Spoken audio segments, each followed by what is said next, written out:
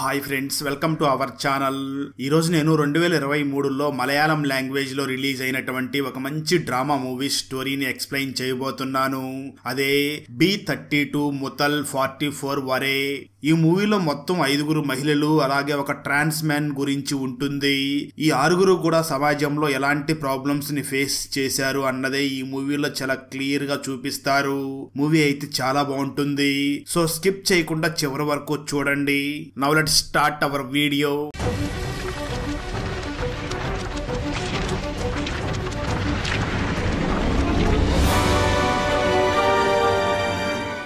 Open చేస్తే జియా అనే అమ్మాయి ఒక బుల్లెట్ బండి మీద వస్తూ ఉండగా ఒక స్కూల్ బాబు తనని లిఫ్ట్ అడుగుతాడు.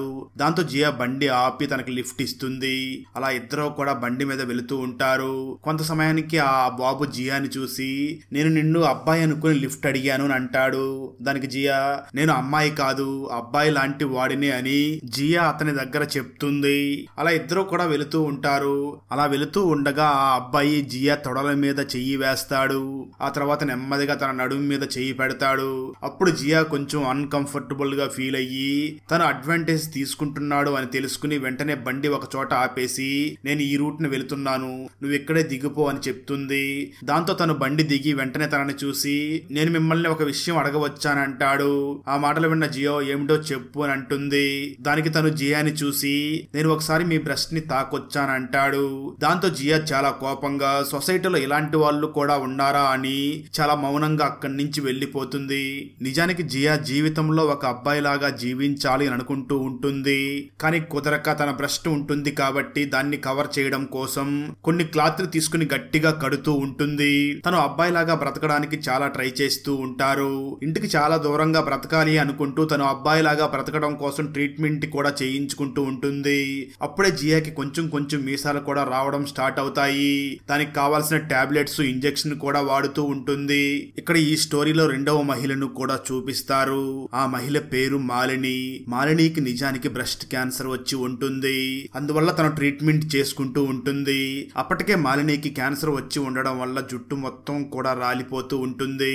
అయితే డాక్టర్లు మాలిని టెస్ట్ చేసి తనకి ఉన్న బ్రెస్ట్ ని కట్ చేసి తీసేసి ట్రీట్మెంట్ చేస్తారు. అలా ఆపరేషన్ అయిన తర్వాత మాలిని తన హస్బెండ్ అయినటువంటి వివేక్ ఇంటికి తీసుకుని వెళుతూ ఉంటాడు. ఆ సమయంలో మాలిని వివేక్ ని చూసి నేను ఇలా ఆఫీస్ కి వెళ్ళలేను, నాకు కొంచెం ప్రశాంతత కావాలి, మనం ఎక్కడికైనా ఏదన్నా చిన్న ట్రిప్ కి వెళ్ళి వద్దామా అని అంటుంది. అయితే వివేక్ మాత్రం మాలిని చూసి వద్దు, మనం కొత్త ప్రదేశానికి వెళితే నీకు అక్కడ ఆ కొత్త ప్రదేశం పడకపోవచ్చు, డాక్టర్ గారు చెప్పినట్లు ప్రశాంతంగా నువ్వు ఇంట్లో రెస్ట్ తీసుకోవాలి అని అంటాడు. ఇక్కడే మనకు కొన్ని రోజుల క్రితం ఏం జరిగిందో చూపించడం జరుగుతుంది. అంటే స్టోరీ గతానికి వెళ్తుంది.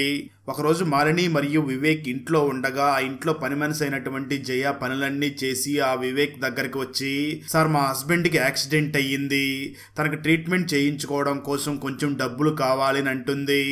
ఆ మాటలు విన్న వివేక్ మాత్రం నువ్వు ఎప్పుడు డబ్బులు అడుగుతూనే ఉంటావు అని తన మీద కోప్పడతాడు. అయితే మాలిని మాత్రం ఆ జయాన్ దగ్గరికి పిలిచి తనకు కొంత డబ్బులు ఇస్తుంది. దాంతో జయ పని మొత్తం కంప్లీట్ చేసి సరే అమ్మగారు నేను వెళ్ళి వస్తాను అని చెప్పి అక్కడి నుంచి వెళ్ళిపోతుంది. స్టోరీ ప్రజెంట్ కి వస్తుంది. వివేక్ మాలిని హాస్పిటల్ నుంచి ఇంటికి తీసుకువచ్చిన తర్వాత ఆ వివేక్ మాలిని చూసి నువ్వెందుకు చీటికి మాటికి ఆ జయకి డబ్బులు ఇస్తూ ఉంటావు అంటూ అరుస్తాడు.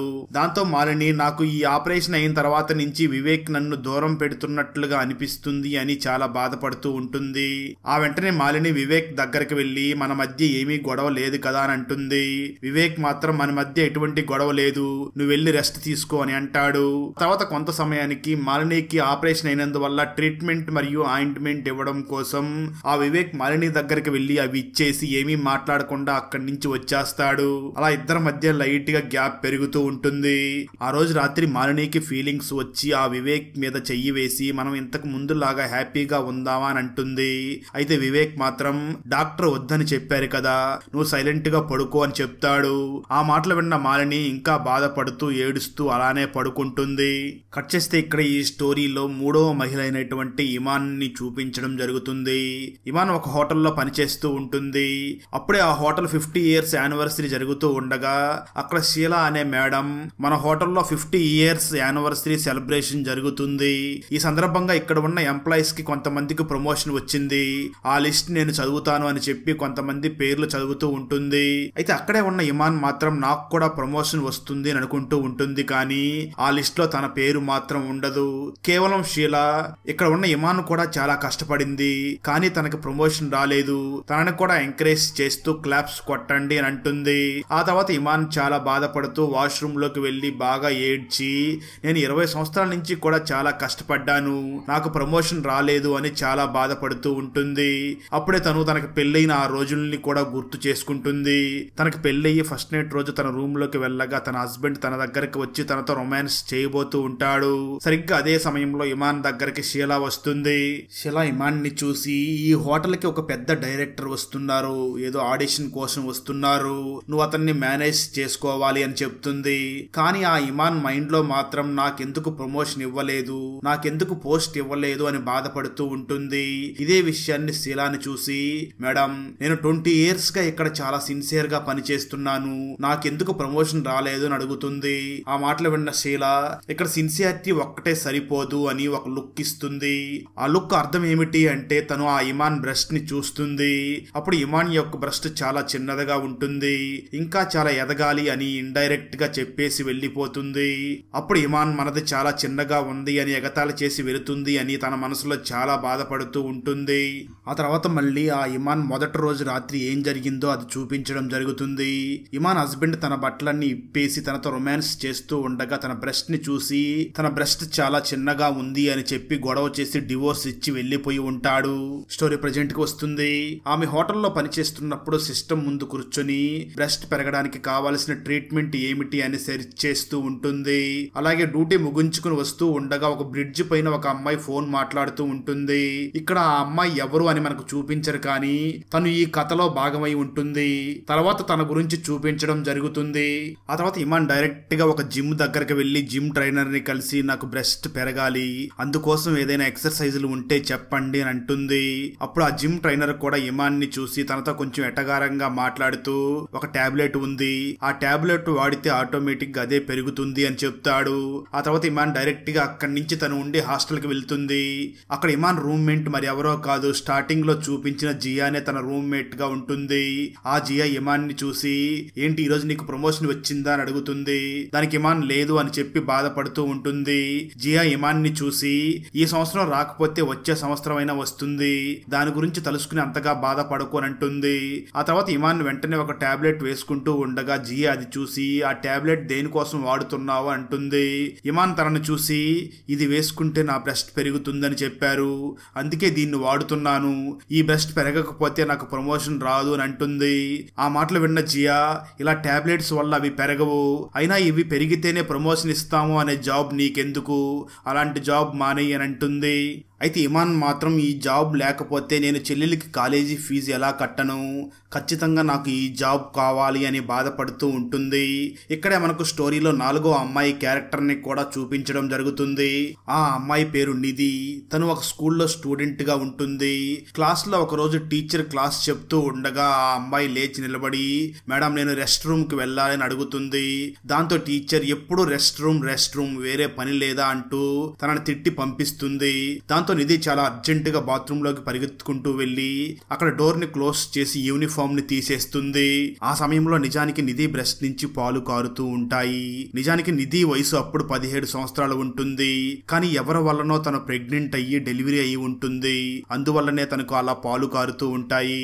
అయితే సరైన సమయంలో వాటిని బయటికి తీయకపోతే షర్టు మొత్తం అంటుకుంటాయి అని తను అప్పుడప్పుడు కూడా టీచర్స్ ని రెస్ట్ రూమ్ కి వెళ్ళాలి అని చెప్పి రెస్ట్ రూమ్ కి వచ్చి ఆ పాలు మొత్తం తీసేసి మళ్ళీ యూనిఫామ్ వేసుకుని క్లాస్ కి వెళుతూ ఉంటుంది. అలా నిధి దాని గురించి ఎవరికీ తెలియకుండా స్కూల్లో మేనేజ్ చేస్తూ ఉంటుంది. కానీ నిధి యొక్క క్లాస్మేట్ అయినటువంటి ఒక పిల్లవాడు మాత్రం తననే ఫాలో అవుతూ ఉంటాడు.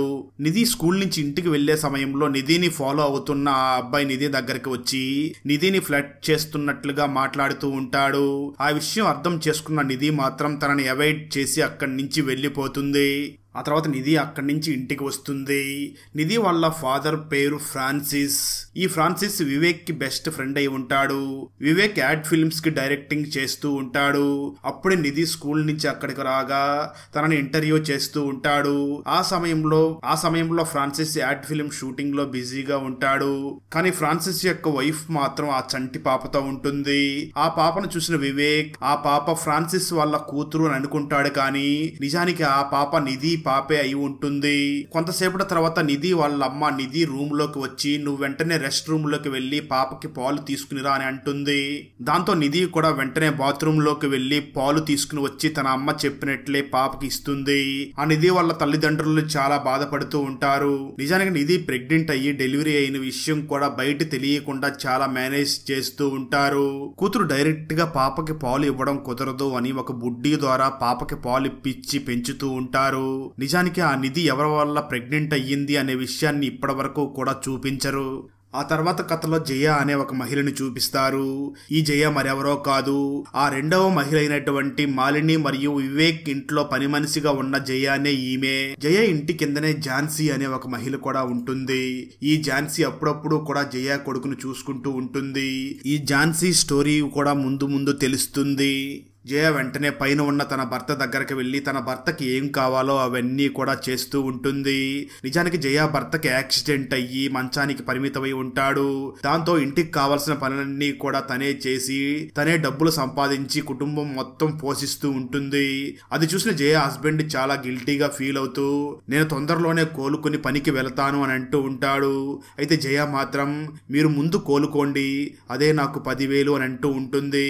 ఆ తర్వాత జయ మాలిని ఇంట్లోకి వచ్చి పని చేస్తూ ఉంటుంది. నిజానికి ఆ సమయంలో మాలిని ఇంట్లో ఉండదు. అప్పుడు వివేక్ ఆ జయ దగ్గరికి వచ్చి నేను అడిగిన విషయం ఏం చేశావు అని అంటాడు. ఆ విషయం ఏమిటి అంటే వివేక్ వచ్చి ఒక బ్రాక్ సంబంధించిన ఒక యాడ్ షూటింగ్ చేయాల్సి వస్తుంది, దాంట్లో నువ్వే మోడల్ గా చెయ్యాలి అని అడిగి ఉంటాడు. దాంతో జయ తన భర్తని ఎలా ఒప్పించాలో తెలియక ఆ విషయం గురించి ఆలోచిస్తూ ఉంటుంది. జయ వెంటనే ఆ వివేక్ ని చూసి నేను ఒకసారి నా భర్తను అడిగి చేస్తాను అని చెప్తుంది. వివేక్ మాత్రం మీకు ఇష్టం లేకపోతే వదిలేయండి, చాలా మంది మోడల్స్ ఉన్నారు, మీరు చాలా కష్టాల్లో ఉన్నారని మిమ్మల్ని అడిగాను అని చెప్తూ ఉంటాడు. సరిగ్గా అదే సమయంలో సడన్ గా అక్కడికి తన భార్య వస్తూ ఉండడంతో తన భార్య మాలిని వస్తుంది అని తెలుసుకుని టాపిక్ డైవర్ట్ చేస్తాడు. జయ కూడా అక్కడి నుంచి పక్కకి వెళ్లి పని చేసుకుంటూ ఈ డీల్ ఓకే చేద్దామా, మనం కష్టాల్లో ఉన్నాం, ఒక 25,000 వచ్చినట్లు ఉంటుంది కదా అని ఆలోచిస్తూ ఉంటుంది. ఇప్పుడు ఇంతకు ముందు ఇమాన్ బ్రిడ్జి మీద నడుచుకుంటూ వెళుతూ ఉండగా అక్కడ ఒక అమ్మాయి ఫోన్ లో మాట్లాడుతూ ఉంది కదా, ఆ అమ్మాయిని చూపిస్తారు. తన పేరు రిచల్. ఈ రిచల్ మరి ఎవరో కాదు, ఆ జయ ఇంటి కింద ఉంటున్న ఝాన్సీ వాళ్ళ కూతురే అయి ఉంటుంది. రిచల్ మూవీలో నటించాలి అని చాలా కోరికగా ఉంటుంది. దానికి ఝాన్సీ కూడా చాలా ఎంకరేజ్ చేస్తూ ఉంటుంది. ఒకరోజు రిచల్ కి ఆడిషన్ ఉంది అని తన ఫ్రెండ్ కి ఫోన్ చేసి పిలుస్తుంది. దాంతో తన ఫ్రెండ్ బైక్ మీద తీసుకుని వచ్చి ఒక హోటల్ దగ్గర డ్రాప్ చేసి నాకు కొంచెం పని ఉంది అని చెప్పి అక్కడి నుంచి వెళ్లిపోతాడు. అంటే రిచల్ ఎక్కడైతే ఇమాన్ పని చేస్తుందో ఆ హోటల్ దగ్గరికే వచ్చి అక్కడ ఉన్న ఇమాన్ ని కలిసి మాట్లాడగా ఇమాన్ రిచల్ ని చూసి లోపల డైరెక్టర్ గారు పిలిచినప్పుడు నేను మిమ్మల్ని పిలుస్తాను, బయట వెయిట్ చెయ్యండి అని అంటుంది. ఆ రిచల్ మాత్రం ఇమాన్ ని చాలా సార్లు అబ్జర్వ్ చేస్తూ ఒకసారి ఇమాన్ దగ్గరికి వెళ్లి నాకు చాలా దాహంగా ఉంది, వాటర్ ఇప్పించండి అని అడుగుతుంది. దాంతో ఇమాన్ కూడా రిచల్ కి వాటర్ ఇస్తుంది. ఆ సమయంలోనే రిచల్ ఇమాన్ ని చూసి మేడం మీ స్మైల్ చాలా బాగుంది అని అంటుంది. ఇమాన్ మాత్రం రిచల్ ని చూసి మేడం ఇది నా జాబ్ కదా, ఈ జాబ్ లో ఇలా నవ్వుతూనే ఉండాలి అని అంటుంది. సరిగ్గా అదే సమయంలో డైరెక్టర్ ఫోన్ చేయడంతో ఇమాన్ ఆ రిచల్ ని చూసి మేడం డైరెక్టర్ గారు పిలుస్తున్నారు అని అంటుంది. రిచల్ ఇమాన్ ని చూసి నాకు ఆ రూమ్ ఎక్కడ ఉందో తెలియదు, ఒకసారి నువ్వే చూపించు అని అంటుంది. దాంతో ఇమాన్ రిచల్ ని తీసుకుని వెళుతూ ఉండగా రిచల్ ఇమాన్ ని చూసి మేడం మీరు కూడా నాతో ఉండొచ్చు కదా, నాకు కొంచెం ధైర్యంగా ఉంటుంది అని అంటుంది. ఇమాన్ మాత్రం లేదు మేడం మేము అలా లోపలికి రావడం కుదరదు, మీరే ధైర్యంగా వెళ్ళి ఆడిషన్ చెయ్యండి, ఆల్ ద బెస్ట్ అని చెప్తుంది. అలా రిచల్ లోపలికి రాగానే డైరెక్టర్ రిచల్ ని చూసి నిన్ను ఎప్పుడు అమ్మాయిల్ని కిడ్నాప్ చేసి రేప్ చేస్తూ ఉండే ఒక వ్యక్తి కిడ్నాప్ చేశాడు, అతను అక్కడ నిన్ను బలవంతం చేయడానికి వస్తూ ఉన్నాడు, అతని దగ్గర నుంచి నువ్వు తప్పించుకునే సీనే నువ్వు చెయ్యాలి, ఈ సీన్ మీద బాగా ప్రాక్టీస్ అవ్వు, నేను పిలుస్తాను అని ఆ సీన్ లో యాక్ట్ చేయడానికి మరొక వ్యక్తిని కూడా రిచల్ దగ్గరికి పంపిస్తాడు. ఆ వ్యక్తి రిచల్ ని చూసి మేడం ఈ సీన్ కొంచెం అరాచకంగా ఉంది. ఈ సీన్ చేసేటప్పుడు నేను పొరపాటున మిమ్మల్ని ఎక్కడైనా టచ్ చేస్తే నన్ను తప్పుగా అనుకోవద్దు అని అంటాడు. దానికి రిచిల్ కూడా సరే అని ఒప్పుకుంటుంది. కట్ చేస్తే ఆ తర్వాత మాలినిని చూపిస్తారు. మాలినికి మరియు వివేక్ కి కామన్ ఫ్రెండ్ వచ్చి మాలినిని కలవడంతో మాలిని ఆ వ్యక్తితో కలిసి మాట్లాడుతూ ఇంటికి వస్తూ ఉంటుంది. అప్పుడు మాలిని తనని చూసి నాకు బ్రెస్ట్ క్యాన్సర్ వచ్చి ఆపరేషన్ చేసి బ్రెస్ట్ తొలగించారు. అప్పటి నుంచి కూడా వివేక్ నాతో ఫ్రెండ్లీగా మూవ్ అవ్వడం లేదు, నన్ను అవాయిడ్ చేస్తూ ఉన్నాడు. అందుకే నేను సిలికాన్ తో డూప్లికేట్ బ్రెస్ట్ ఆపరేషన్ చేయించుకోవాలనుకుంటున్నాను. ఎందుకంటే వివేక్ సెక్సువల్ గా నాతో సంతోషంగా లేడు, అందుకే నేను ఆ ఆపరేషన్ చేయించుకోవాలనుకుంటున్నాను అని అంటుంది. ఆ మాటలు విన్న తన ఫ్రెండ్ మాలినిని చూసి ఈ విషయం గురించి నేను వివేక్ తో మాట్లాడతాను, నువ్వు పెద్దగా టెన్షన్ పడకు అని అంటాడు. అలా ఇద్దరు మాట్లాడుకుంటూ ఇంటికి రాగా అప్పటికే మాలిని యొక్క ఫ్రెండ్స్ చాలా మంది ఇంటికి వచ్చి ఉంటారు. వారిలో ఒక వ్యక్తి వివేక్ ని చూసి వివేక్ తొందరలో ఇన్నర్ వేర్ యాడ్ చేయబోతున్నాడు, ఇక చాలా ఎంజాయ్ చేయవచ్చు అని అంటూ ఉంటాడు. అయితే ఆ మాటలు విన్న మాలిని మాత్రం అన్ని విషయాలు నాకు చెప్పేవాడు, ఈ విషయం నా దగ్గర ఎందుకు దాచాడు అని అనుకుంటూ ఉంటుంది. అలా పార్టీ అయిన తర్వాత అందరూ వెళ్లిపోగా మాలిని వివేక్ ని చూసి నువ్వు ఇన్నర్ వేర్ యాడ్ చేయబోతున్నట్టు నాకెందుకు చెప్పలేదు, నువ్వు నా దగ్గర అన్ని విషయాలు చెప్తావు కదా, ఎందుకు నన్ను ఇలా అవాయిడ్ చేస్తున్నావు అని అంటుంది. అయితే ఆ మాటలు విన్న వివేక్ మాత్రం నేనేమి నీ దగ్గర కావాలని అలా చెయ్యలేదు, ఏదో పొరపాటున మర్చిపోయాను అంటూ తన మీద అరుస్తాడు. ఆ మాటలు విన్న మాలిని వివేక్ ఎప్పుడూ కూడా నా మీద ఈ విధంగా అరవడు, బహుశా నాదే తప్పై ఉంటుంది అని అనుకుంటూ ఉంటుంది. ఆ రోజు రాత్రి ఇద్దరు పడుకుని ఉండగా అర్ధరాత్రి సమయంలో మాలినికి మెలకు వచ్చి చూడగా తన పక్కన వివేక్ ఉండడు. దాంతో తను వెంటనే వివేక్ ని వెతుకుతూ హాల్లోకి రాగా వివేక్ హాల్లో ఉన్న సోఫాలో పడుకుని నిద్రపోతూ ఉంటాడు. అక్కడ ఉన్న టీవీలో మాత్రం సెక్స్ సంబంధించిన సమస్యల గురించి చెప్పే ప్రోగ్రాం ప్లే అవుతూ ఉంటుంది. అది చూసిన మాలిని వివేక్ కి సెక్స్ కోరికలు కలిగినట్లు ఉన్నాయి, కానీ నా దగ్గర తను ఎంజాయ్ చేయలేకపోతున్నాడు, అందుకే తను నా దగ్గర పడుకోకుండా ఇక్కడికి వచ్చి హాల్లో పడుకున్నట్లు ఉన్నాడు అని చాలా బాధపడుతూ ఉంటుంది. మరోపక్క నిధి స్కూల్ బస్ దిగి ఇంటికి వెళుతూ ఉండగా తనని ఎప్పుడూ ఫాలో అవుతూ ఉండే తన క్లాస్మేట్ తన దగ్గరికి వచ్చి నీకేమైనా హెల్త్ ప్రాబ్లమ్స్ ఉన్నాయా, ఐ మీన్ నీకు కిడ్నీలో స్టోన్స్ ఏమైనా ఉన్నాయా, కిడ్నీలో స్టోన్స్ ఉన్న వాళ్ళే ఇలా ఫ్రీక్వెంట్ గా బాత్రూమ్ కి వెళుతూ ఉంటారు అని అంటాడు. ఆ మాటలు విన్న నిధి చాలా కోపంగా తనని చూసి అక్కడి నుంచి ఇంట్లోకి వెళ్లిపోతుంది. అయితే నిధి క్లాస్మేట్ మాత్రం నేను పొరపాటున అడిగినట్లు ఉన్నాను అని చాలా ఫీల్ అవుతాడు. అలా నిధి ఇంట్లోకి రాగా ఆ ఇంట్లో కూడా జయానే పని మనిషిగా వర్క్ చేస్తూ ఉంటుంది. నిధి వాళ్ళమ్మ నిధిని చూసి నేను బయటికి వెళుతున్నాను, పాపకి పాలు ఇవ్వు అని చెప్పి వెళ్లిపోతుంది. ఆ సమయంలో పాప పాలు కోసం బాగా ఏడుస్తూ ఉండగా అప్పుడే నిధికి ఒక ఆలోచన వస్తుంది, మనమే ఎందుకు పాపకి పాలు ఇవ్వకూడదు అని వెంటనే పాపను ఎత్తుకుని పాలు ఇస్తూ ఉంటుంది. అది చూసిన జయ ఒక్కసారిగా షాక్ అయ్యి ఏంటి ఈ అమ్మాయి పాలు ఇస్తుంది అని ఆ పాపను తీసుకోవడానికి వెళ్తూ ఉంటుంది. సడన్ గా అదే సమయంలో నిధి వాళ్ళ నాన్న అక్కడికి రావడంతో నిధి వెంటనే తన చేతిలో ఉన్న తన పాపని జయాకి ఇచ్చేస్తుంది. తన నాన్న అక్కడికి వచ్చి నిధిని చూసి నీకు ఎగ్జామ్స్ ఉన్నాయి కదా, నీ రూమ్ లోకి వెళ్లి చదువుకో అని అంటాడు. దాంతో నిధి సైలెంట్ గా అక్కడి నుంచి తన రూమ్ లోకి వెళ్లిపోతుంది. ఆ తర్వాత నిధి ఫాదర్ వెంటనే ఆ జయాని పిలిచి ఇక్కడ జరిగింది ఏది కూడా బయట చెప్పకు అని అంటాడు. దానికి జయ కూడా ఒప్పుకుంటుంది. కొంత సమయం తర్వాత బయటికి వెళ్లిన నిధి మదర్ కూడా ఇంటికి తిరిగి రావడంతో జరిగింది మొత్తం తన భర్త తనకి చెప్పి మనం ఇంకా ఎక్కువ కాలం ఈ నిజాన్ని బయట తెలియకుండా దాయలేం, మనం ఈ పాపను తీసుకుని వెళ్లి ఏదైనా అనాథాశ్రమంలో చేర్పించేద్దామని అంటాడు. దానికి నిధి వాళ్ళ అమ్మ కూడా ఒప్పుకుంటుంది. మరో పక్క జయ హస్బెండ్ దగ్గరికి తన ఫ్రెండ్స్ వచ్చి తనతో మాట్లాడుతూ మనం అందరం కలిసి ఒక బిజినెస్ పెడదాం, ఆ బిజినెస్ లో లాభాలు వస్తే అందరం తీసుకుందాం, ఆ బిజినెస్ లో పెట్టుబడి కోసం నువ్వు ఒక 25,000 అడ్జస్ట్ చెయ్యి అని చెప్తారు. అయితే ఆ మాటలు విన్న జయ హస్బెండ్ మాత్రం నేను ఇప్పుడు జయ కష్టార్జితం మీద బ్రతుకుతున్నాను, నేను తనని ఎలా డబ్బులు అడగగలను అని అంటాడు. ఆ మాటలు విన్న జయ హస్బెండ్ ఫ్రెండ్స్ మాత్రం మన బిజినెస్ లో లాభాలు వస్తే నీ భార్య కష్టాలు కూడా తీరిపోతాయి అని చెప్పి వెళ్లిపోతారు. అయితే అప్పటికే జయ తన హస్బెండ్ దగ్గర ఆ వివేక్ చెప్పినటువంటి యాడ్ గురించి చెప్పి ఉంటుంది. ఆ యాడ్ చేస్తే 25,000 వస్తుంది అనుకుని వెంటనే తను జయాని పిలిచి ఈ ఒక్కసారికి చెయ్యి అని అంటాడు. ఆ తర్వాత జయ తను యాడ్ షూట్ చేయడానికి ఒప్పుకోవడంతో వివేక్ వెంటనే తనకి షూటింగ్ చేయడం కోసం తనకి బాగా మేకప్ వేయించి ప్రొఫెషనల్ ఫోటోగ్రాఫర్ అయినటువంటి జియాని అక్కడికి పిలిపిస్తుంది. వివేక్ జియాని చూసి ఈ జయాకి ఇంతకు ముందు ఎక్స్పీరియన్స్ లేదు, తన చేత మంచి మంచి యాంగిల్స్ లో మంచి మంచి ఫోటోలు తీయండి అని అంటాడు. జియా వివేక్ ని చూసి తప్పకుండా నేను దగ్గరుండి తనని గైడ్ చేసి మంచి మంచి ఫోటోలు తీస్తాను అని అంటుంది. ఆ తర్వాత జియా వెంటనే జయ దగ్గరికి వచ్చి జయాకి ఎలాంటి పోజులు పెట్టాలి, ఎలాంటి పోజులు పెట్టకూడదు అవన్నీ నేర్పిస్తూ జయాని మంచి మంచి యాంగిల్స్ లో ఫొటోస్ తీస్తుంది. ఆ తర్వాత జయాని చూసి నీ దగ్గర మంచి టాలెంట్ ఉంది, నీలాంటి డార్క్ స్కిన్ ఉన్న మోడల్స్ చాలా తక్కువ మంది ఉంటారు, మీలాంటి వాళ్ళకి చాలా ఎక్కువ డిమాండ్ కూడా ఉంటుంది, నీకు బై బర్త్ చాలా టాలెంట్ ఉంది, మీరు ముందు ముందు వేరే ఏదైనా యాడ్ చెయ్యాలి అనుకుంటే మాత్రం నన్ను కాంటాక్ట్ అవ్వండి అని ఆ జియా తన విజిటింగ్ కార్డ్ ని జయాకి ఇస్తుంది. జయ ఆ కార్డు తీసుకుని అక్కడి నుంచి ఇంటికి వెళ్లిపోతుంది. వచ్చేస్తే మరో పక్క రిచల్ కి డైరెక్టర్ నుంచి కాల్ రావడంతో రిచల్ మాత్రం నేను సెలెక్ట్ అయ్యానేమో అని చాలా ఆనందంగా తను ఉండే ఆ హోటల్ దగ్గరికి వెళ్తుంది. అక్కడ ఉన్న ఇమాన్ రిచల్ ని చూసి ఏంటి మేడం మీరు సెలెక్ట్ అయ్యారా అని అడుగుతుంది. రిచల్ ఇమాన్ ని చూసి ఇప్పుడే డైరెక్టర్ గారు రమ్మన్నారు అని అంటుంది. ఇమాన్ రిచల్ కి ఆల్ ద బెస్ట్ చెప్పి డైరెక్టర్ ఉన్న రూమ్ దగ్గరికి తీసుకుని వెళ్లి తను వెళ్లిపోతుంది. రిచల్ అలా రూమ్ లోకి వెళ్ళగానే డైరెక్టర్ రిచల్ ని చూసి నువ్వు చేసిన యాక్టింగ్ క్లిప్ ని చూశాను, పర్వాలేదు బాగానే ఉంది, కొంచెం యాక్టింగ్ తక్కువయింది, అయినా పర్వాలేదు నేను అడ్జస్ట్ అవుతాను అని చెప్పి ఆ డైరెక్టర్ రిచల్ దగ్గరికి వచ్చి తనని టచ్ చేస్తూ తన బ్రెస్ట్ మీద కూడా చెయ్యి వేసి అసభ్యంగా ప్రవర్తిస్తూ ఉంటాడు. దాంతో రిచల్ గట్టిగా అరుస్తుంది. అప్పుడు ఇమాన్ అక్కడికి వచ్చి డోర్ కొడుతూ ఉంటుంది. రిచల్ వెంటనే డోర్ తీసి ఆ డైరెక్టర్ ని బాగా తిట్టి ఏమీ చెప్పకుండా అక్కడి నుంచి వెళ్లిపోతుంది. అక్కడ ఏం జరిగి ఉంటుందో అర్థం చేసుకున్న ఇమాన్ డైరెక్టర్ ని చాలా కోపంగా చూస్తుంది. మరో పక్క హోటల్లో ఉన్న సీసీటీవీ కెమెరాల్లో ఆ డైరెక్టర్ రిచల్ ని చాలా అసభ్యంగా టచ్ చేస్తున్నట్లు, ఆ రిచల్ తో చాలా అసభ్యంగా ప్రవర్తిస్తున్నట్లుగా రికార్డ్ అయి ఉంటుంది.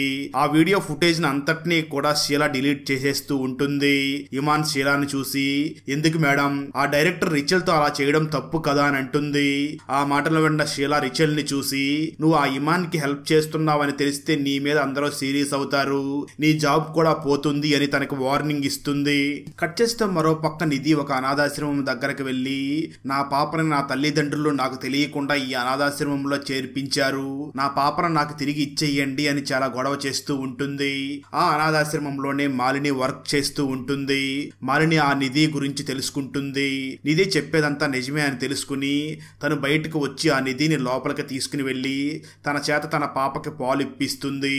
ఆ తర్వాత నిధి ఇంటికి తిరిగి వచ్చేస్తుంది. ఆ రోజు సాయంత్రం మాలిని తన ఇంట్లో పని చేస్తూ ఉండగా తన హస్బెండ్ వివేక్ వాళ్ళ ఇంట్లో పనిచేసే జయాకి 25,000 రూపాయల చెక్ ని ఇస్తూ ఉండగా తను చూసి అంటే మన ఇంట్లో పనిచేసే జయ యాడ్ లో యాక్టింగ్ చేసినట్లు ఉంది, ఈ వివేక్ కి తనని బలవంతం చేసి ఆ యాడ్ లో నటించేలాగా ఒప్పించినట్లు ఉన్నాడు అని తన హస్బెండ్ మీద చాలా కోపపడుతుంది. అయితే వివేక్ మాత్రం మాలినిని చూసి నేనేమి జయాని బలవంతం చేయలేదు, తనకే డబ్బులు అవసరం అయ్యి తనే చేసింది, కావాలంటే నువ్వే తనని అడుగు అని అంటాడు. అయితే మాలిని మాత్రం వివేక్ ని చూసి తను ఒక మిడిల్ క్లాస్ లో బ్రతుకుతుంది, అలాంటి ఇళ్లలో ఇలాంటివన్నీ అంత సాధారణమైన విషయాలు కావు, అసలు వాళ్ళు ఊరుకోరు, వాళ్ళ ఇంట్లో సమస్యలు వస్తాయని నువ్వే ముందే ఆమెకి చెప్పి ఉండవలసింది, కానీ నువ్వు వేరే మోడల్ని పెట్టుకుంటే డబ్బులు ఎక్కువ అవుతాయని నువ్వు తక్కువలో ఖర్చు అవ్వడం కోసం జయాని పెట్టి యాడ్ షూట్ చేశావు అని మాలిని వివేక్ మీద కోప్పడుతుంది. అప్పుడు వివేక్ మాలినిని చూసి చూడు నీకు నాకు సెట్ అవ్వట్లేదు, కొన్ని రోజులు మనం ఇద్దరం దూరంగా ఉందాం, అంటే మనం డివోర్స్ తీసుకుందాం అని అంటాడు. ఆ మాటలు విన్న మాలిని వెంటనే వివేక్ ని చూసి నువ్వంతే, నేను ఏది అడిగినా సరే అటు నుంచి ఇటు నుంచి మళ్ళీ డివోర్స్ దగ్గరకే వస్తావు అని తను బాత్రూమ్ లోకి వెళ్లి చాలా బాధపడి ఏడుస్తూ ఉంటుంది. కట్ చేస్తే మరో పక్క రిచల్ పోలీస్ స్టేషన్ కి వెళ్లి ఆ డైరెక్టర్ మీద కంప్లైంట్ ఇవ్వడానికి వెళ్తుంది. ఆ రిచల్ కి తోడుగా ఇమాన్ కూడా వెళ్లి ఉంటుంది. అక్కడ ఉన్న కానిస్టేబుల్ రిచల్ ని చూసి మీ కేసు ఏమిటి అని అడుగుతాడు. దానికి రిచల్ వెంటనే ఆ కానిస్టేబుల్ ని చూసి నన్ను ఆడిషన్ కి అని పిలిచి ఆ డైరెక్టర్ నాతో అసభ్యంగా ప్రవర్తిస్తూ టచ్ చేశాడు అని అంటుంది. అయితే కానిస్టేబుల్ వెంటనే రిచల్ ని చూసి ఆ డైరెక్టర్ నిన్ను ఎక్కడ అసభ్యంగా టచ్ చేశాడో ఆ ప్లేస్ కి ఒక పేరు ఉంటుంది కదా, ఎక్కడ టచ్ చేశాడో చెప్పు అని అంటాడు. అయితే రిచల్ చాలా సిగ్గుపడుతూనే ఆ కానిస్టేబుల్ ని చూసి ఆ డైరెక్టర్ చాలా అసభ్యంగా నా బ్రెస్ట్ మీద చెయ్యి వేసి టచ్ చేశాడు అని అంటుంది. అలా రిచల్ డైరెక్టర్ ఎక్కడ తన టచ్ చేశాడో చెప్పడానికి చాలా మొహమాట పడుతూ ఉండగా అక్కడ కంప్లైంట్ రాస్తున్న కానిస్టేబుల్ పక్కనే ఒక లేడీ పోలీస్ ఆఫీసర్ ఉంటుంది. తను మాత్రం రిచల్ ఆ విధంగా ఇబ్బంది పడుతూ ఉండగా నవ్వుతూ ఉంటుంది. ఆ కానిస్టేబుల్ కంప్లైంట్ రాస్తూ ఉంటాడు. ఆ లేడీ కానిస్టేబుల్ మాత్రం సెల్ ఫోన్ లో ఒక లేడీ పెట్టిన పోస్ట్ ను చూసి దాన్ని పోలీస్ స్టేషన్ లో ఉన్న అందరికీ చూపించి అమ్మాయిలు ఈ విధంగా డ్రెస్సులు వేసుకుంటే అబ్బాయిలు ఎందుకు సైలెంట్ గా ఉంటారు అని ఆ పోస్ట్ పెట్టిన అమ్మాయిని, అలా డ్రెస్సులు వేసుకునే అమ్మాయిలందరినీ కూడా ఎగతాళి చేసి మాట్లాడుతూ ఉంటుంది. సరిగ్గా అదే సమయంలో స్టేషన్ లోకి ఇన్స్పెక్టర్ వస్తాడు. అక్కడ జరుగుతున్నది ఉన్నది మొత్తం కూడా అర్థం చేసుకుని ఆ రిచల్ మరియు ఇమాన్ ని చూసి, మీరు నెక్స్ట్ టైం పోలీస్ స్టేషన్ కి వచ్చేటప్పుడు మీతో పాటు ఒక లేడీ లాయర్ ని తీసుకొచ్చుకోండి, అప్పుడు మీకే చాలా సపోర్ట్ గా ఉంటుంది అని అంటాడు. ఆ మాటలు విన్న రిచల్ మరియు ఇమాన్ సరే అని చెప్పి అక్కడి నుంచి వెళ్లిపోతారు. ఆ తర్వాత రిచల్ డైరెక్టర్ మీద కంప్లైంట్ ఇచ్చిన విషయం ఇంట్లో తెలిసి ఇంట్లో ఉన్న ఝాన్సీ ఫుల్ గా తనకి సపోర్ట్ చేస్తుంది. కొంతసేపటి తర్వాత రిచల్ దగ్గరికి తన ఫ్రెండ్ వచ్చి, ఆ డైరెక్టర్ చాలా పెద్దవాడు, అతని మీద కంప్లైంట్ ఇస్తే తనకి చాలా సపోర్ట్ ఉంటుంది, ఆ తర్వాత వాళ్ళు ఏదైనా చేస్తారేమో, కంప్లైంట్ ని వెనక్కి తీసుకుందాం అని అంటాడు. అయితే రిచల్ మాత్రం తన ఫ్రెండ్ ని చాలా కోపంగా చూసి తిడుతుంది. దాంతో తన ఫ్రెండ్ సైలెంట్ గా ఉంటాడు. మరోపక్క ఇమాన్ హాస్టల్లో తన రూమ్ లో కూర్చొని, మనం ఆ రిచల్ కి సపోర్ట్ చేస్తూ పోలీస్ స్టేషన్ వరకు వెళ్ళాం కదా, ఇప్పుడు ఆ విషయం హోటల్లో తెలిసి నా జాబ్ ఉంటుందా పోతుందా అని చాలా భయపడుతూ ఉంటుంది. అయితే పక్కనే ఉన్న జియా మాత్రం ఇమాన్ ని చూసి, నువ్వు చేసింది మంచి పని, అసలు దాని గురించి నువ్వేమీ భయపడకు, ఆలోచించకు అంటూ తనని బాగా ఓదార్చుతూ ఉంటుంది. అప్పుడే మనకు తెలిసేది ఏమిటి అంటే ఇమాన్ మరియు జియా ఇద్దరూ కూడా లెస్బియన్స్ అని తెలుస్తుంది. కట్ చేస్తే ఆ తర్వాత ఒక రోజు జియా రోడ్డు మీద నడుచుకుని వస్తూ ఉండగా అక్కడ రోడ్డు మీద ఒక పెద్ద పోస్టర్ ఉంటుంది. ఆ బ్యానర్ లో తన ఫోటోనే ఉంటుంది. అది చూసిన జియా, ఇదేమిటి నా బ్యానర్ ని రోడ్డు మీద పెట్టేశారు, ఆ డైరెక్టర్ ఈ యాడ్ ఎక్కడ బయట రాదు అని చెప్పాడు, ఈ విధంగా రోడ్డు మీద పెట్టేశాడు ఏమిటి అని అనుకుంటూ ఉంటుంది. అక్కడ ఉన్న వాళ్ళందరూ కూడా ఆ జియాని ఒక రకంగా చూస్తూ ఉంటారు. మరోపక్క ఆ యాడ్ ప్లే అవడంతో ఆ యాడ్ ని ఝాన్సీ కూడా చూసి, ఇంటికి వచ్చిన జయాని చూసిన ఝాన్సీ, ఏమిటి ఇలాంటి యాడ్ లో నటించావా, ఈ విషయం నీ హస్బెండ్ కి తెలిస్తే ఏమన్నా ఉందా అని అంటూ ఉంటుంది. జయ మాత్రం అలా ఏం ఉండదు, మా హస్బెండ్ కి ఇదంతా తెలుసు అని చెప్పి పైకి తన హస్బెండ్ దగ్గరికి వెళ్తుంది. అప్పటికే జయ హస్బెండ్ కూడా చాలా అప్సెట్ అయ్యి అలాగే కూర్చుని ఉంటాడు. జయ హస్బెండ్ అక్కడికి వచ్చిన జయాని చూసి, ఈ రోజు అందరూ కూడా నన్ను చూసి ఏమైంది, ఎందుకు ఇలా చేస్తున్నారు అంటూ క్వశ్చన్ చేయడం మొదలు పెట్టారు, బయట వాళ్ళకి నేను సమాధానం చెప్పలేకపోతున్నాను అంటాడు. ఆ మాటలు విన్న జయ వెంటనే అతని హస్బెండ్ ని చూసి, మనం ఇద్దరం మాట్లాడుకున్న తర్వాత నువ్వు చేయమంటేనే కదా నేను చేసింది, ఈ రోజు బయట వాళ్ళ గురించి ఆలోచిస్తే ఎలా, మన కుటుంబం గడవడం కోసమే కదా ఇలా చేసింది అని తను చాలా బాధపడుతూ ఉంటుంది. మరోపక్క నిధి యొక్క తల్లిదండ్రులు అనాథాశ్రమానికి అక్కడికి వచ్చి ఉన్న నిధిని తీసుకుని వెళ్లడం కోసం వచ్చి ఉంటారు. అప్పుడు మాలిని వాళ్ళని చూసి, నిధి తన పాప కోసం ఇక్కడికి వచ్చింది, నిధి ఒక మైనర్ కదా, తను కూడా ఇక్కడే ఉంటుంది, మీరు కావాలంటే ఇద్దరిని తీసుకుని వెళ్ళండి, లేదంటే లేదు అని అంటుంది. దాంతో నిధి పేరెంట్స్ చాలా అప్సెట్ అయ్యి అక్కడి నుంచి తిరిగి వెళ్లిపోతారు. సరిగ్గా అదే సమయంలో మాలినిని కలవడానికి జయ అక్కడికి వస్తుంది. జయ అక్కడికి రావడంతో మాలిని జయాని చూసి, అంతా బాగానే ఉంది కదా, ఇంట్లో ఏమీ సమస్య లేదు కదా అని అంటుంది. జయ వెంటనే మాలినిని చూసి, మేడం ఇందులో వివేక్ సార్ తప్పేమీ లేదు, నీకు ఇష్టం ఉంటేనే చేయమని చెప్పారు, అప్పుడు నాకు డబ్బులు కొంచెం అవసరం ఉండి ఆ యాడ్ చేశాను అని అంటుంది. దాంతో మాలిని వెంటనే ఆ జయకి మరికొంత మనీ ఇవ్వబోతూ ఉండగా జయ మాలినిని చూసి, వద్దు మేడం, మీరు ఇప్పటికే నాకు చాలా డబ్బులు ఇచ్చారు అని అంటుంది. అయితే మాలిని మాత్రం జయాని చూసి, జయ నువ్వే కదా నిధి వాళ్ళ ఇంట్లో కూడా పని చేస్తూ ఉంటావు, అసలు నిధికి ఆ పాప ఎలా పుట్టింది అని అడుగుతుంది. అయితే జయ మాత్రం నాకు దాని గురించి తెలియదు మేడం అని చెప్పి అక్కడి నుంచి వెళ్లిపోతుంది. ఆ తర్వాత మాలిని వెంటనే అనాథాశ్రమం లోపలికి వెళ్ళగా అక్కడ నిధి తన పాపకి పాలిస్తూ ఉంటుంది. అయితే మాలిని మాత్రం ఆ నిధిని దాని గురించి ఏమీ అడగకుండా సైలెంట్ గా లోపలికి వెళ్తుంది. కొంత సమయం తర్వాత మాలిని నిధిని చూసి, నేను ఇప్పుడు ఇంట్లో ఒంటరిగానే ఉంటున్నాను, నీకే అభ్యంతరం లేకపోతే నువ్వు నా ఇంట్లో ఉండవచ్చు అని అంటుంది. దాంతో నిధి కూడా తన పాపను తీసుకుని మాలిని ఉంటున్న ఆ ఇంటి దగ్గరికి వెళ్లి చదువుకుంటూనే పాపను చూసుకుంటూ ఉంటుంది. కట్ చేస్తే మరో పక్క జయ మరియు తన హస్బెండ్ కి చిన్న మనస్పర్ధలు వచ్చి ఇద్దరు మాట్లాడుకోకుండా ఇద్దరి మధ్య చిన్న గ్యాప్ వచ్చి ఉంటుంది. మరో పక్క రిచల్ పోలీస్ స్టేషన్ లో కంప్లైంట్ ఇచ్చింది కదా, ఆ కంప్లైంట్ లో ఎటువంటి మూవ్మెంట్ లేకుండా ఉంటుంది. దాంతో రిచల్ చాలా బాధపడుతూ ఉంటుంది. అప్పుడే రిచల్ కి తన ఫ్రెండ్ ఫేస్బుక్ లో ఒక పోస్ట్ పెట్టడం చూస్తుంది. ఆ పోస్ట్ లో రిచల్ ఫ్రెండ్ ఎవరైతే డైరెక్టర్ రిచల్ తో అసభ్యంగా ప్రవర్తించాడో తనతో చాలా క్లోజ్ గా ఉన్నట్లుగా ఒక ఫోటో దిగి సోషల్ మీడియాలో అప్లోడ్ చేసి ఉంటాడు. దాంతో రిచల్ చాలా కోప్పడి, నాతో అసభ్యంగా ప్రవర్తించిన వాడితో నువ్వు ఇంత క్లోజ్ గా ఉంటున్నావా అని తన ఫ్రెండ్ దగ్గరికి వెళ్లి తనని బాగా తిట్టి అక్కడి నుంచి దూరంగా వెళ్లిపోతుంది. అలా రిచల్ తన ఫ్రెండ్ ని బాగా తిట్టి అక్కడి నుంచి తిరిగి వెళుతూ చెట్టు కింద కూర్చుని జరిగిందంతా గుర్తు చేసుకుని బాగా ఏడుస్తూ ఉంటుంది. కట్ చేస్తే మరో పక్క ఇమాన్ తను వర్క్ చేస్తూ ఉండే హోటల్ దగ్గరికి వెళ్ళగా అక్కడ ఉన్న షీలా ఇమాన్ ని చూసి నువ్వు ఆ రిచిల్ కి హెల్ప్ చేసేవని మాకు తెలిసిపోయింది, అందుకే నిన్ను ఇక్కడ పనిలో నుంచి తీసేస్తున్నాము అని అంటుంది. ఆ మాటలు విన్న ఇమాన్ చాలా కోపంగా ఆ షీలాని చూసి నువ్వేంటే నన్ను పనిలో నుంచి తీసేసేది, నేనే ఆల్రెడీ రిజైన్ చేసేసాను, ఒకసారి నీ మెయిల్ చెక్ చేసుకో, ఆ విషయం చెప్పడం కోసమే వచ్చాను అని చెప్పి ఇమాన్ అక్కడి నుంచి వెళ్లిపోతుంది.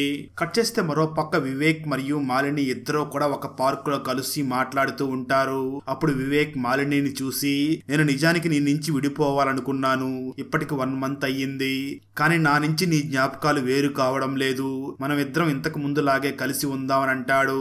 ఆ మాటలు విన్న మాలిని నాకు కొంచెం ఆలోచించుకోవడానికి టైం ఇవ్వు అని అంటుంది. అయితే అక్కడే ఉన్న నిధిని చూసిన వివేక్ ఈ అమ్మాయి ఫ్రాన్సిస్ వాళ్ళ అమ్మాయి కదా, ఆ అమ్మాయి ఇక్కడ ఉందేమిటి, అయినా ఆ అమ్మాయి ఎలా ప్రెగ్నెంట్ అయ్యి డెలివరీ అయ్యింది అని అడుగుతాడు. ఆ మాటలు విన్న మాలిని ఆ విషయం నేను తెలుసుకోలేదు, అయినా నాకు అది అనవసరం, ఈ ప్రపంచం అంతే, ఎప్పుడూ కూడా పక్కన వాడి జీవితంలో ఏమవుతుందో తెలుసుకోవాలి అని ఒక క్యూరియాసిటీ ఉంటుంది అని అంటుంది. మరో పక్క జయ మరియు రిచల్ ఇద్దరు కూడా రోడ్డు మీద నడుచుకుని వస్తూ ఉంటారు. అప్పుడు జయకి తను తిరిగి మళ్ళీ మోడలింగ్ చెయ్యాలని అనిపిస్తుంది. వెంటనే తనకి తన ఫస్ట్ టైం మోడలింగ్ చేసినప్పుడు జియా తనకి ఫోన్ నెంబర్ ఇచ్చింది కదా, ఆ విషయం గుర్తుకు వచ్చి వెంటనే జియాకి ఫోన్ చేసి మేడం నాకు ఇంట్రెస్ట్ ఉంటే ఫోన్ చేయమని చెప్పారు కదా, అందుకే చేశాను అని అంటుంది. జియా వెంటనే జయాకి ఒక లొకేషన్ పంపించి అక్కడికి రా అని అంటుంది. జయ రిచల్ ని తీసుకుని ఆ ప్లేస్ కి వెళ్ళగా అక్కడ ఇమాన్ మరియు జియా ఇద్దరు ఉంటారు. జియాకి ఎలాంటి పోజెస్ పెట్టాలో అవన్నీ నేర్పించి అక్కడ జియాని మంచి మంచి పోజెస్ లో ఫొటోస్ తీస్తుంది. అవన్నీ కూడా చాలా బాగా వచ్చి ఉంటాయి. అక్కడ ఉన్న రిచల్ కూడా ఫొటోస్ చాలా బాగున్నాయి అని జయాని చాలా మెచ్చుకుంటూ ఆ రిచల్ కూడా జియాతో అసోసియేట్ అవ్వడం మొదలు పెడుతుంది. అక్కడతో ఈ మూవీ అయిపోతుంది. ఫ్రెండ్స్, మూవీలో అయితే సొసైటీలో లేడీస్ ఎలాంటి ప్రాబ్లమ్స్ ని ఫేస్ చేస్తున్నారో వాటిని క్లియర్ గా చూపించడం జరిగింది. ఫ్రెండ్స్, వీడియో నచ్చినట్లయితే లైక్ చేసి ఒక చిన్న కామెంట్ చేస్తే మాకు నెక్స్ట్ వీడియో చేయడానికి ఎంకరేజింగ్ గా ఉంటుంది. అలాగే ఛానల్ ని సబ్స్క్రైబ్ చేసి పక్కనే ఉన్న బెల్ ఐకాన్ ని క్లిక్ చేసి సపోర్ట్ చేయండి. Thanks for watching. జై హింద్.